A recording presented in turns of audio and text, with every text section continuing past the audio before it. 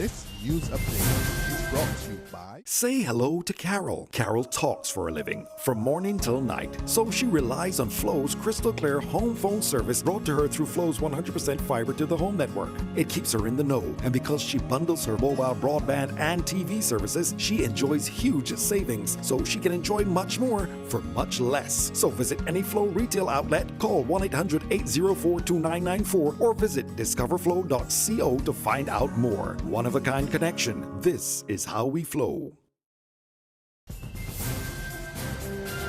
It's Tuesday, March the 29th, 2016, and this is your Barbados Today Morning News Update. I'm Emmanuel Joseph. Thanks for joining us.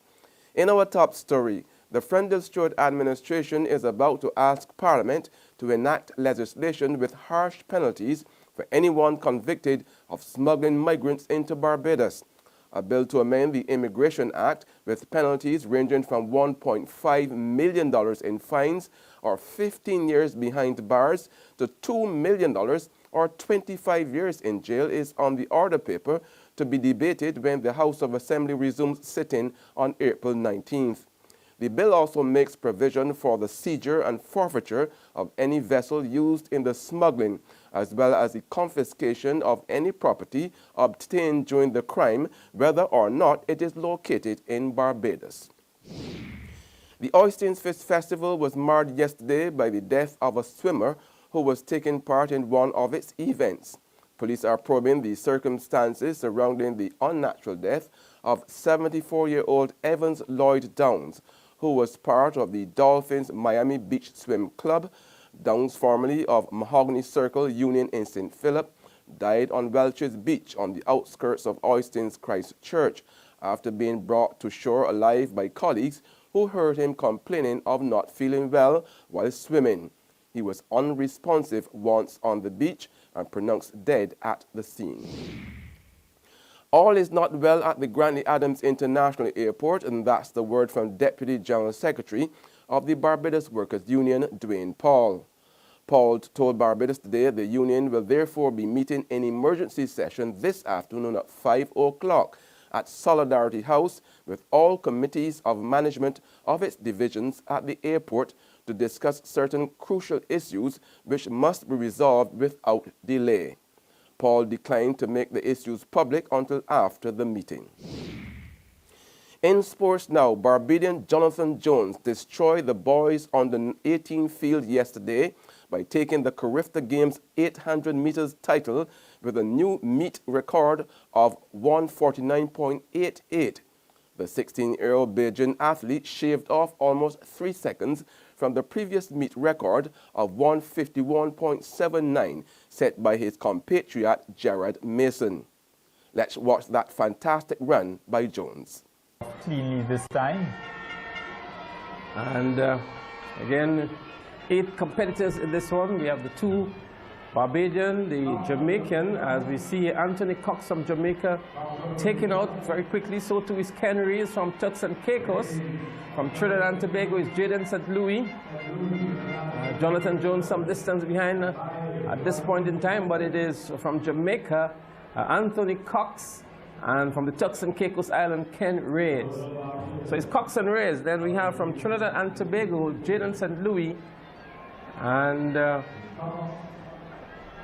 Jones now just making a move on the outside with just about 300 meters completed in this 800-meter event, but it is still Cox up front, Anthony Cox from Jamaica.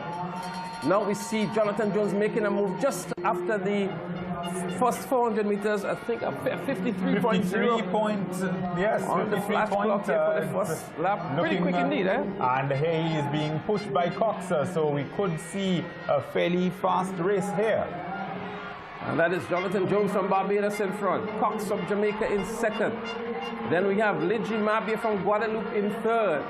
But look at the lean of the head. He's glancing around to see what's happening, but he has this characteristic lean of the head on one side. Yes, that's Jonathan Jones from Barbados, but he's pulling away and striding nicely away from the competitor from Guadalupe, that's Lijdi Mabe, but it's Jonathan Jones. All glory to him here now. With just about 80 meters to go. He's looking good. Cox moves back into second position, but challenge here by Guadalupe. But Jonathan Jones with the characteristic lean of the head, on pace for the record here.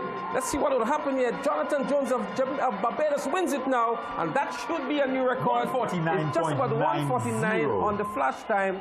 149.88. Jonathan Jones here.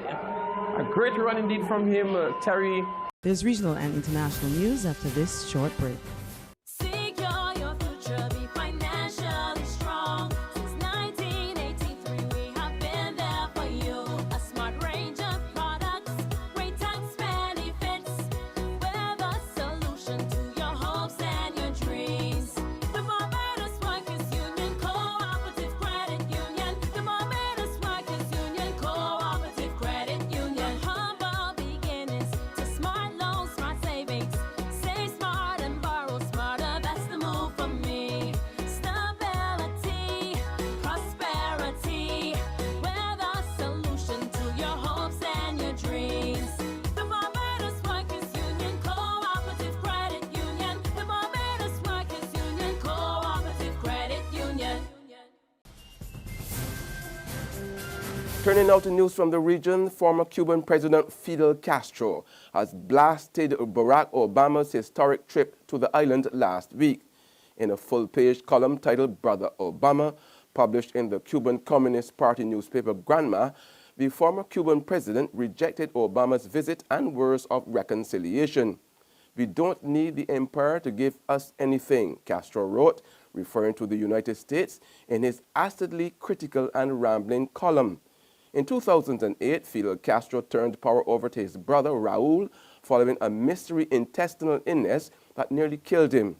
While officially retired at 89, Fidel Castro still wields enormous influence in Cuba, and observers study his sporadic columns and appearances for insights into Cuba's opaque political system.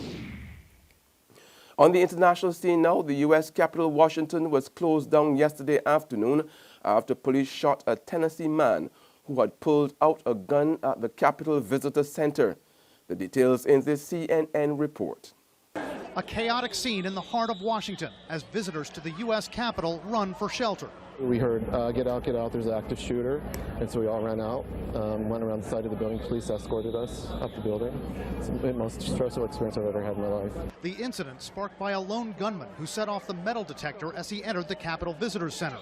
Tourists and Capitol staffers were ordered to shelter in place. I saw everybody acting a little nuts, and then I saw policemen coming through and officers coming out in a row that was just like sprinting down, and they're going, "Move it, get out of the way."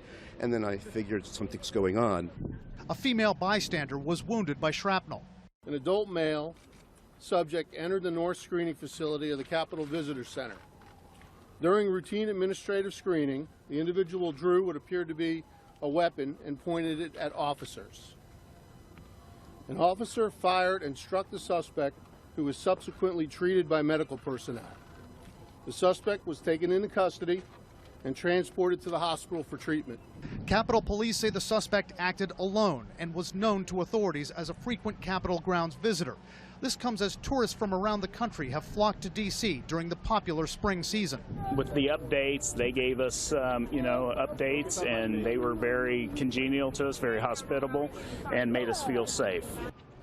And again, an update to the investigation that we can show you at this hour. Police surrounding this Dodge Ram 1500 pickup truck with Tennessee plates. This has been confirmed by police as the suspect's vehicle. Police surrounding it now, and they may be searching it in the minutes ahead of us here. We can tell you also from two law enforcement sources that the suspect identified as Larry Russell Dawson, not been publicly identified yet by law enforcement.